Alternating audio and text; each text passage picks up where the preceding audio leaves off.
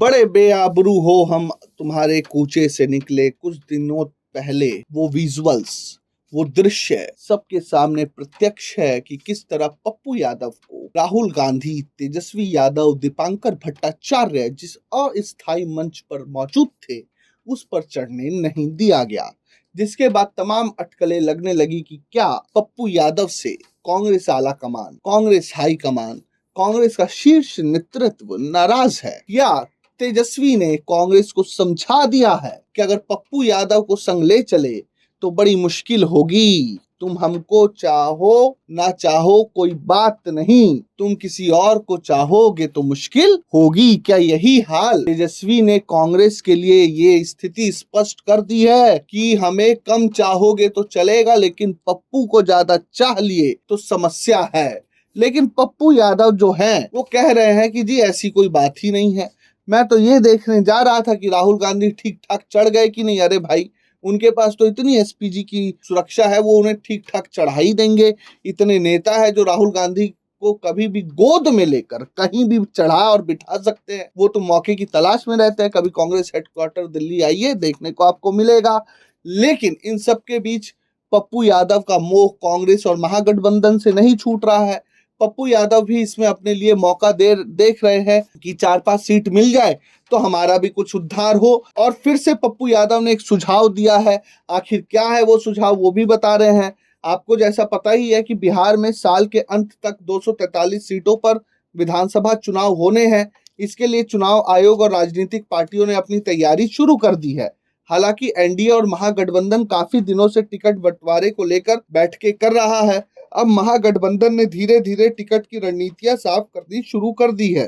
Congress party की ticket पर पूर्णिया सांसद पप्पू यादव, या आप कह सकते हैं निर्दलीय सांसद, जो बाद में कांग्रेस में शामिल हो गए। अभी तो निर्दलीय कहना ज्यादा ठीक होगा, लेकिन वो ऐसा चाहते थे कि कांग्रेस पार्टी उन्हें टिकट दे दे। रणनीतियां उन्होंने अपना एक सुझाव दिया है। उन्होंने एक्स प्लेटफॉर्म पर महागठबंधन में टिकट बंटवारे की तरकीब बताई है। एक्स प्लेटफॉर्म पे उन्होंने कहा कि पिछले लोकसभा चुनाव के हिसाब से ही महागठबंधन में टिकटों का बंटवारा हो। साथ ही उन्होंने पिछले लोकसभा चुनाव में जमानत जब्त होने वाली पार्टी को टिकट लेने पर या देने पर हिदायत दी। उन्होंने कहा कि ऐसी पार्टियों को सोच समझकर टिकट दें। पप्पू यादव ने एक्स पर लिखा कि इंडिया महागठबंधन में सीटों का बंटवारा पिछले लोकसभा चुनाव के आधार पर हो।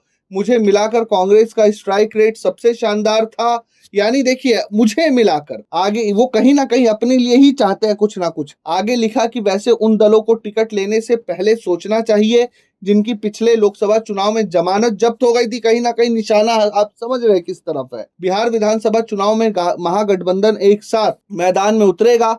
महागठबंधन में आरजेडी, कांग्रेस और वामपंथी दल शामिल है। इसमें भारतीय कम्युनिस्ट पार्टी सीपीआई, भारतीय कम्युनिस्ट पार्टी मार्क्सवादी लेनिनवादी लिबरेशन सीपीआई-एमएल लिबरेशन और भारतीय कम्युनिस्ट पार्टी मार्क्सवादी सीपीआईएम शामिल है। बिहार में महागठबंधन के अध्यक्ष तेजस्वी यादव हैं। बिहार विधानसभा चुनाव को लेकर शनिवार को अभी पटना में महागठबंधन की कोऑर्डिनेशन कमेटी की बैठक हुई। नेताओं के बीच करीब 4 घंटे तक चली ये बैठक के बाद आरजेडी ने दावा किया कि महागठबंधन की सभी पार्टियों ने तेजस्वी यादव को एक मत होकर सीएम फेस के रूप में चुना है। लेकिन अभी तक कांग्रेस की तरफ से स्पष्ट प्रतिक्रिया नहीं आई है। इसमें किसी पार्टी के नेता को कोई संशय नहीं है।